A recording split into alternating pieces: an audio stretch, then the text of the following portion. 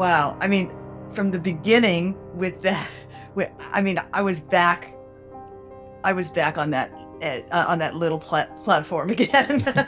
And then by the end, I could feel myself soaring. I could feel, and I actually feel that adrenaline now, that kind of feeling, Great. that freedom feeling.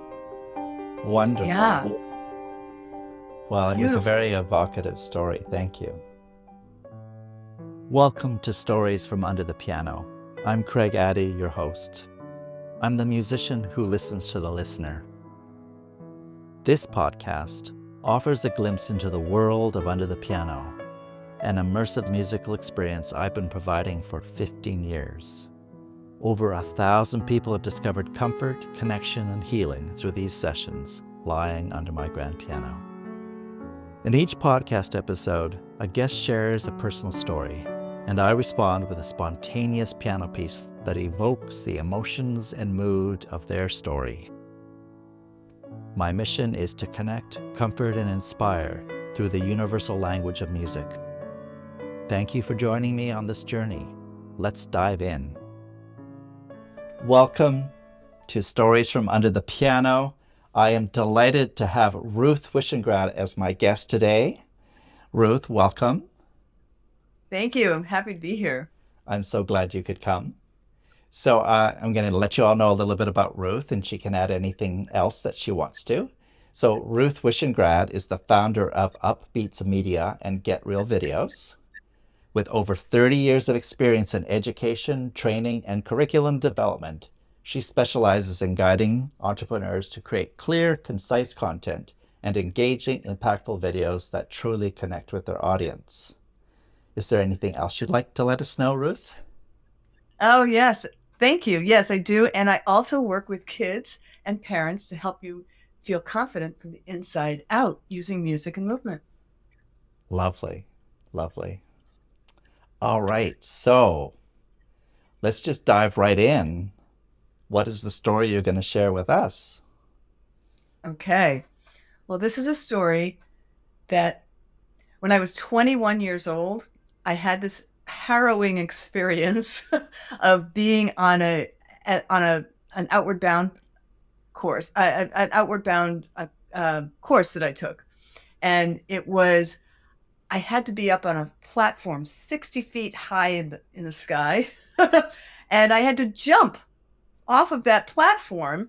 Yes, there was a pendulum kind of a thing. It was attached to a tree.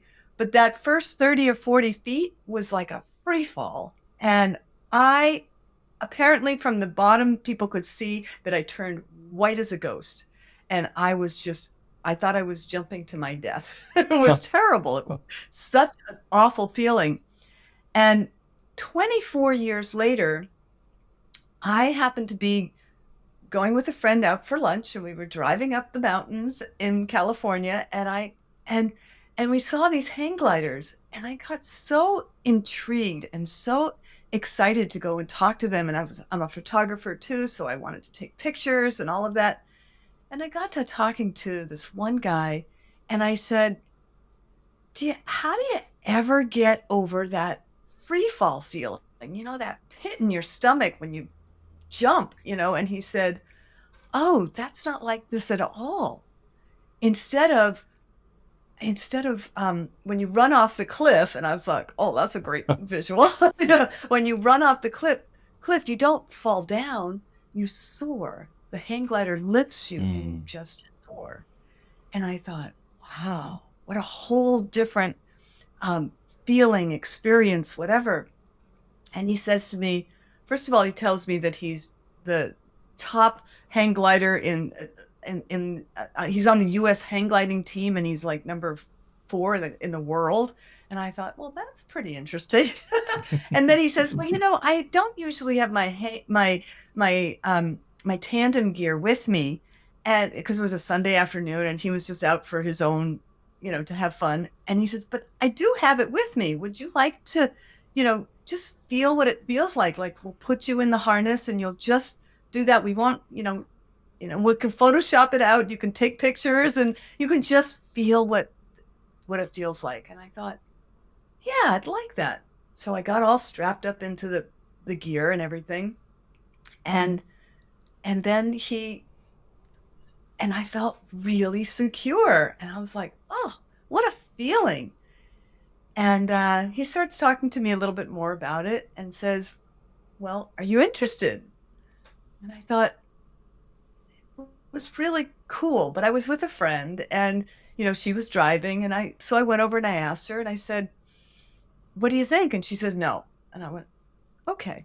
So I got his business card and got out of the gear and said, thank you very much, and ended up leaving.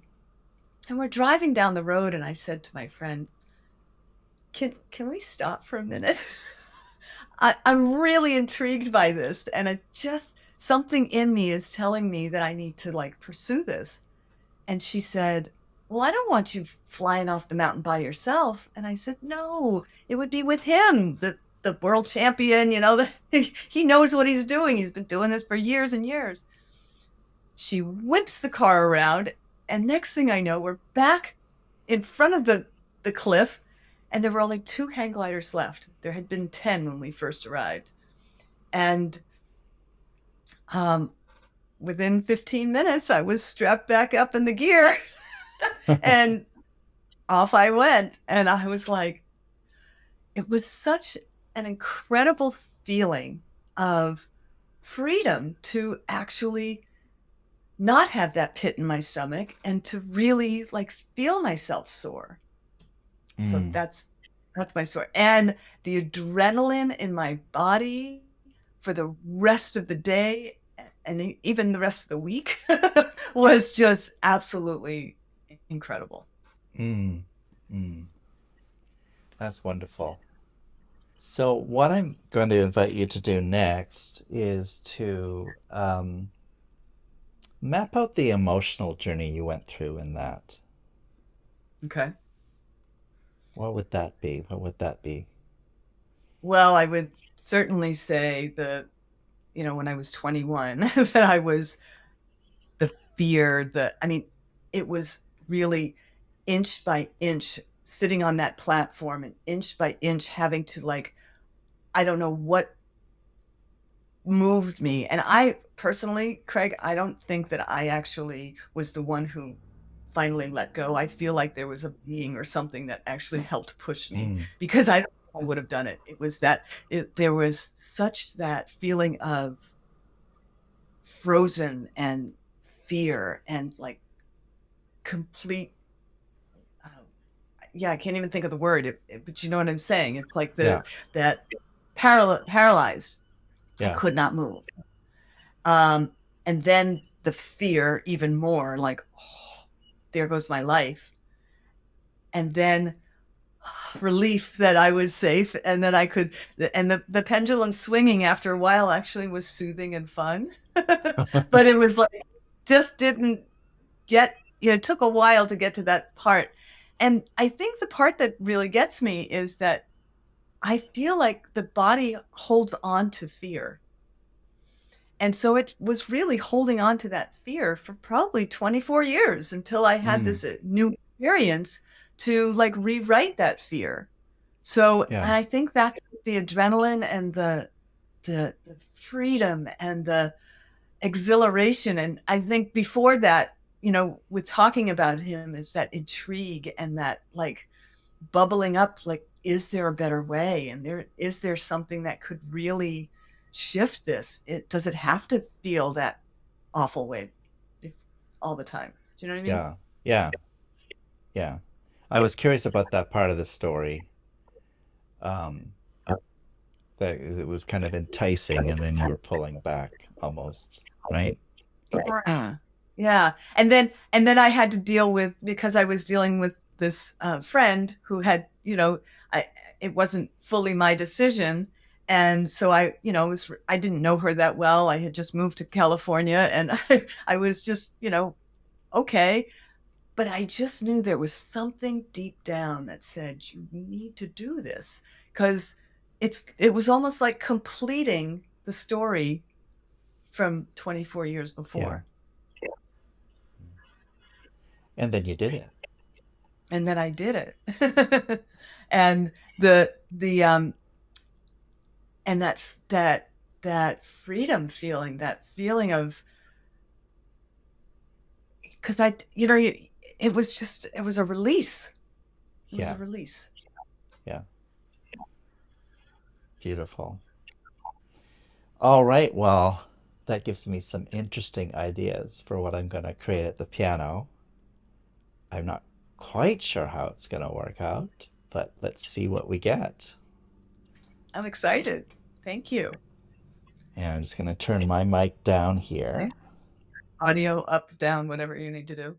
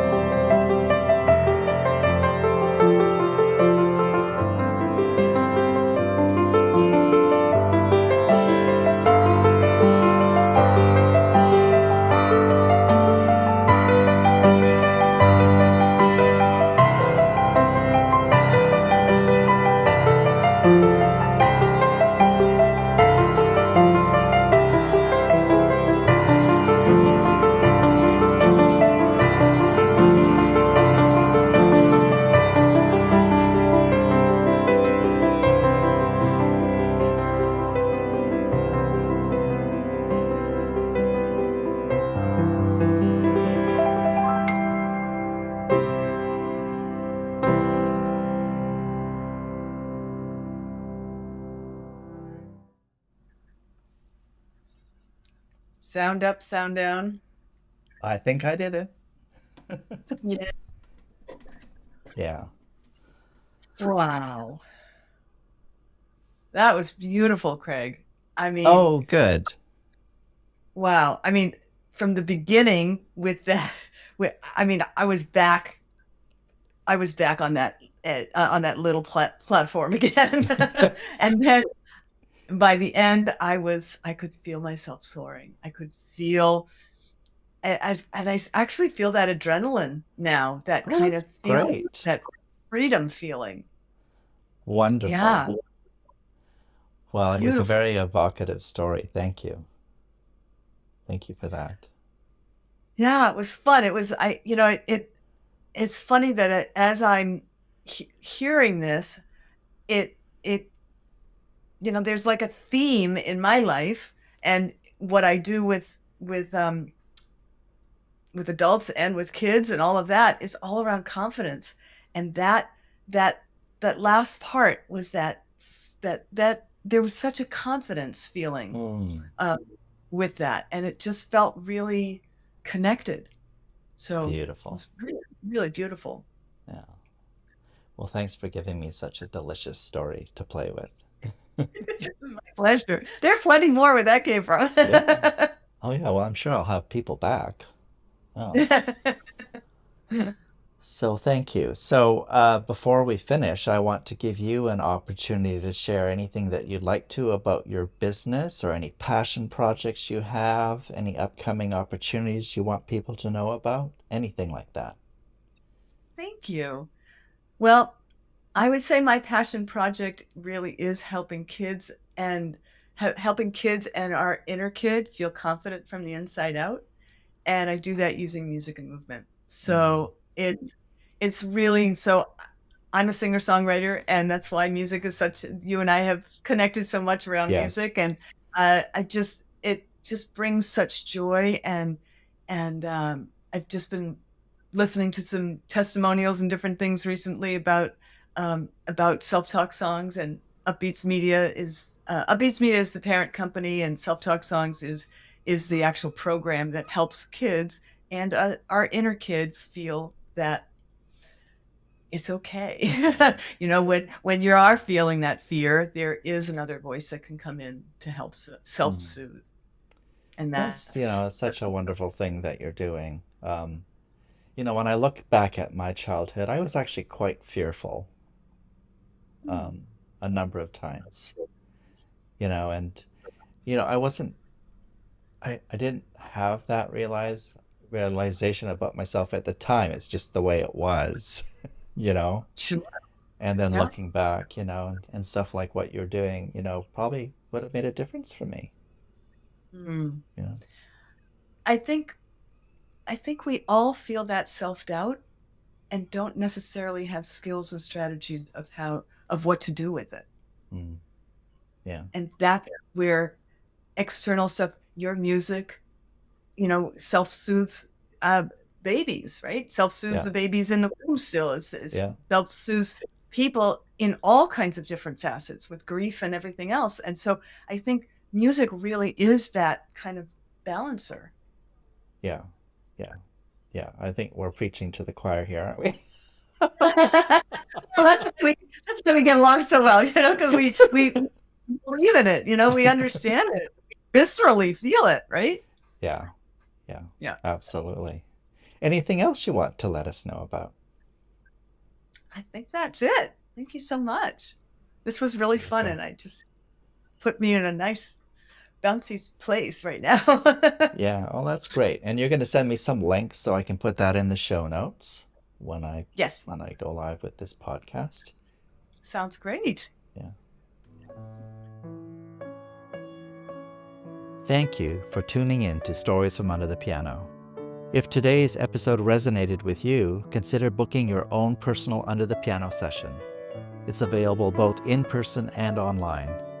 Experience the transformative power of music tailored just for you, featuring several personalized compositions that capture the essence of your stories. Learn more and book your session at craigaddy.com. Let's create something beautiful together.